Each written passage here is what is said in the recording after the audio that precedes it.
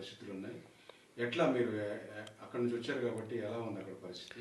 Present అయితే water కొంచెం కంట్రోల్లో ఉందండి, బాగానే ఉంది, ఏ ఇబ్బంది లేదు. ఈరోజు కూడా మళ్ళీ ఫోన్ చేసాం, అక్కడ పరిస్థితి అంతా బాగానే ఉందంట. అయితే కొంచెం ఈ కొండవీటి వాగు నుంచి ఒక ప్రాంతంలో ఉన్నటువంటి కొండవీటి వాగు నుంచి తూటాకంతా కూడా వచ్చేసి వంతెనలకు పట్టేసి, తూటాకంటే అక్కడ వాగులో ఉండే తూటాకంతా వరద ప్రవాహానికి ఒకసారి పైకి వచ్చేసి వంతెనకి పట్టేసి ఆ నీళ్ళన్నీ బ్యారేజీకి పోకుండా ఆగిపోయి పొలాల్లోకి స్ప్రెడ్ అయ్యి కొంచెం ఇబ్బందిగా మారింది తప్ప బాగానే ఉంది. విజయవాడలో కొంచెం వాటర్ ఎక్కువ పోయినాయి, సిటీలో కొంచెం చుట్టుపక్కల కొంచెం వాటర్ వచ్చినాయి, కానీ పెద్దగా అక్కడ పైకి అయితే ఏమి లేదు. ఆ ప్రాంతంలో ఏమి లేదు, అమరావతి ప్రాంతంలో ఏమీ లేదు. కాకపోతే ఎదవలు కొంతమంది దుష్ప్రచారం చేస్తున్నారు, అమరావతి మునిగిపోయింది చూడండి అని డ్రోన్ కెమెరాలు పెట్టి. ఎదవలకి పని పాడలేదు, ఇదే పని. అక్కడ ఎందుకుంది ఎఫెక్ట్ ఉంటే నిజంగా ఆ వీడియో తీసి ఎదవ ఎవడన్నా ఉంటే ఒకసారి పోయి సెక్రటరియట్లో తీయమనండి, లేకపోతే విట్ కాలేజీలో తీయమనండి, ఎస్ఎంఆర్ కాలేజ్ ఉంది, యూనివర్సిటీ ఉంది, అక్కడ తీయమనండి, లేకపోతే అమృత యూనివర్సిటీ ఉంది, అక్కడ తీయమనండి.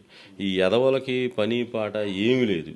ఒక మాట చెప్తున్నానండి, అంతకుముందు 2009లో రాజశేఖర రెడ్డి గారు సీఎం ఉన్నప్పుడు కర్నూలు మొత్తం మునిగిపోయింది, పడవల ద్వారా ఆహారం అందించారు వాళ్ళకి. అప్పుడు అంటే ఒక్కో ప్రాంతంలో ఒక్కోసారి వరదలు వస్తాయి. ఇప్పుడు ఖమ్మం మునిగిపోయింది సపోజ్ చెబుతున్నా.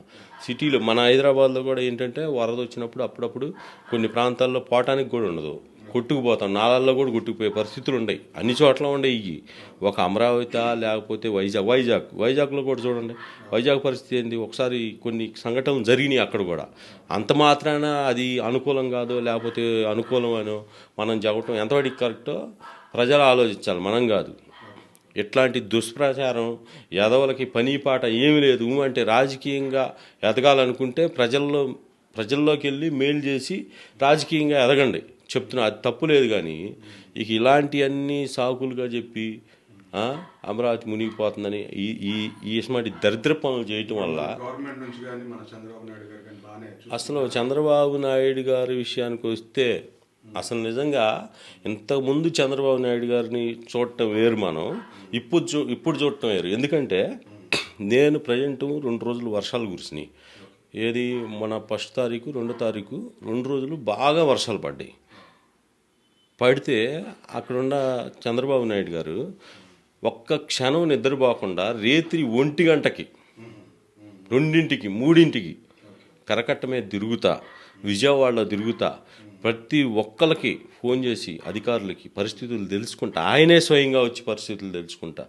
దాదాపు 75 సంవత్సరాల మీద పడిన వ్యక్తి ఆ వయసులో అసలు ఆ రకంగా తిరుగుతున్నాడంటే మాకే ఆశ్చర్యం వేసింది. అసలు ఇది ఏంటి ఈయన పరిస్థితి, ఈ రకంగా తిరుగుతున్నాడు అని ఆశ్చర్యం వేసింది. నిజంగా చెప్పాలంటే మనం పార్టీలకు అతీతంగా మనం చెప్పాలా. ఇప్పుడు కొంతమంది చెప్తున్నారు మీడియాలో, ఏమని చెప్తున్నారు, లోకేష్ కనపడట్లేదని ఒకడు, ఇంకోళ్ళు కనపడట్లేదు అని ఒకడు. ఈ ప్రచారాలన్నీ మానుకోవాలా. ఎందుకంటే మనం ఎవరన్నా కావచ్చు, ఏ పార్టీ అయినా కావచ్చు, ప్రజల్లోకి వెళ్ళి సేవ చేసేవాడే నాయకుడు. ప్రజల్లోకి వెళ్ళి సేవ చేయాలా. ఇప్పుడు మనకు ఆపద వచ్చింది, అక్కడ వాళ్ళని ఆదుకోవాలా.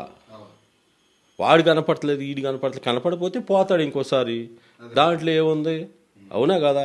ఇప్పుడు జగన్మోహన్ రెడ్డి వచ్చి 5 నిమిషాలు ఒక అరగంట కనపడి వెళ్ళాడు. అక్కడ ఏమవసరం, నేను అడుగుతున్నా, జగన్మోహన్ రెడ్డి కనపడుతున్నాడా కనపడట్లేదు అన్నది కాదు, ఎవడన్నా అవ్వచ్చు. అక్కడ వెళ్ళి సాయం చేయాలి, ప్రజలకి కష్టాలు ఉండారు. జగన్మోహన్ రెడ్డి నేను కూడా అడుగుతున్నాను, నాకు కూడా మనసులో అనిపించింది, చంద్రబాబు నాయుడు నైట్ అంతా తిరుగుతున్నాడు. చంద్రబాబు నాయుడు తిరిగినప్పుడు జగన్మోహన్ రెడ్డి కూడా తిరుగుతా ప్రజల సుఖాలు కష్టసుఖాలు తెలుసుకోవాలి కదా. నైట్ అయినా పొగులైనా ఒకసారి వచ్చి కనపడిపోయి 2 మీటింగ్లు చెప్పి వెళ్ళిపోతే అయిపోద్దా? అంటే నా పర్సనల్ ఒపీనియన్ చెప్తున్నాను, నేను ఏ పార్టీకి సంబంధం కాదు, కాకపోతే నా పర్సనల్ ఒపీనియన్ నేను చెప్తున్నా. ప్రజల్లో నాయకుడు అనేవాడు నువ్వు 5 సంవత్సరాలు, జగనన్న కూడా 5 సంవత్సరాలు చేశాడు ముఖ్యమంత్రిగా. కానీ ప్రజలకి ఏం అవసరం, మన పార్టీ తరఫున ప్రజలకు ఏం అందించాలి. ఇప్పుడు మనకు ఒక విపత్తు వచ్చిందండి, వచ్చినప్పుడు ఏం చేయాలా, ప్రజలకి మనం ఏం చేస్తే మళ్ళీ యథావిధిగా వాళ్ళు మనుషులు అవుతారు, వాళ్ళకి ఏ సహాయం చేయాలి వాళ్ళకి వనరులు ఏ విధంగా కల్పించాలా, లేకపోతే ఈ వాటర్ని బయటికి ఏ విధంగా పోయాలా, మా పార్టీ నుంచి మా పార్టీ పరంగా మేము ఇది చేస్తున్నాం, లేకపోతే మా పార్టీ పరంగా ఎంత మేము ఇది సపోర్ట్ చేస్తున్నాం అని చెప్పుకోవాలా. అంతేగాని అది మునిగిపోయింది ఇది మునిగిపోయిందని రాష్ట్రాన్ని భ్రష్టు పట్టించి ఏమీ రాకుండా కుట్రలు చేయకపోతే బాగుంటుందని నా ఆలోచన. చిన్న ప్రశ్న అండి, ఇప్పుడు ఈ వర్షాల వల్ల మనకి అమరావతి డెవలప్మెంట్ ఏమన్నా కొంచెం అటు ఇటు ఏమన్నా అవ్వచ్చు?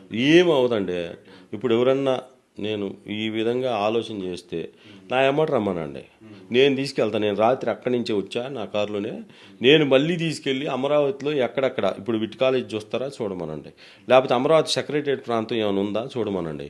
నేను అనేది ఏంటంటే అక్కడ అమరావతిలో చంద్రబాబు నాయుడు గారు వెళ్ళిపోయిన తర్వాత అక్కడ ఒక డ్రైనేజ్ సిస్టమ్, ఒక వాటర్ పైప్ లైన్ సిస్టమ్ అనేవి ఏర్పాటు చేయడానికి ఆయన కొన్ని డ్రైనేజీలు కట్టాడు. కొంత ప్రాంతం వాటర్ పైపులు ఇప్పుడు కూడా ఉన్నాయి అక్కడ, ఆ రాయపూడి నుంచి ఆ సీడ్ యాక్సెస్ రోడ్లో విజయవాడ దాకా ఉన్నాయి ఇప్పుడు. అవన్నీ ఒకసారి చూసుకోమనండి, చూడండి. మీరు ఎవరైనా ఈ మాటలు చెప్పడం కాదు, అక్కడ CRD office road seed access రోడ్లో పైపులు, వాటర్ పైపులు ఇప్పటికీ చంద్రబాబు నాయుడు గారు వేసినాయి, అట్లా ఉండయా లేవా? చంద్రబాబు నాయుడు గారు డ్రైనేజ్ సిస్టమ్ కోసం పైప్ లైన్లు వేసాడా లేదా, లైన్లు వేసాడా లేదా ఒక్కసారి చూడమనండి. చూడకుండా ఎట్టబడితే అట్ట పిచ్చి మాటలు మాట్లాడితే అది మంచి పద్ధతి కాదు ఎవరైనా కానీ. ఇప్పుడు ముంబై కూడా మునిగిపోద్ది ఒకసారి, మొన్న బెంగళూరు మునిగిపోయింది. ఇవన్నీ ఇట్ట మునిగిపోవటం అనేది వర్షాలు వచ్చినప్పుడు సహజం.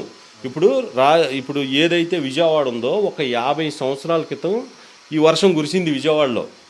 అప్పటి నుంచి ఇప్పుడు దాకా అంత వర్షం రాలా, బ్యారేజీకి అంత ఫ్లోటింగ్ కూడా రాలా. అనుకోని పరిస్థితులు. ఈ వీడియో కనుక మీకు నచ్చితే లైక్ చేయండి, షేర్ చేయండి, కామెంట్ చేయండి. అలాగే మరిన్ని ఆంధ్ర రాజకీయాల సమాచారం కోసం మా ఛానల్ని అయితే సబ్స్క్రైబ్ చేసుకోండి. మీరు అంతగా సబ్స్క్రైబ్ చేసుకుంటారో మేము అంతగా మంచి కంటెంట్ని ప్రొవైడ్ చేస్తాము. Anyway, subscribe to our channel. Thank you for watching.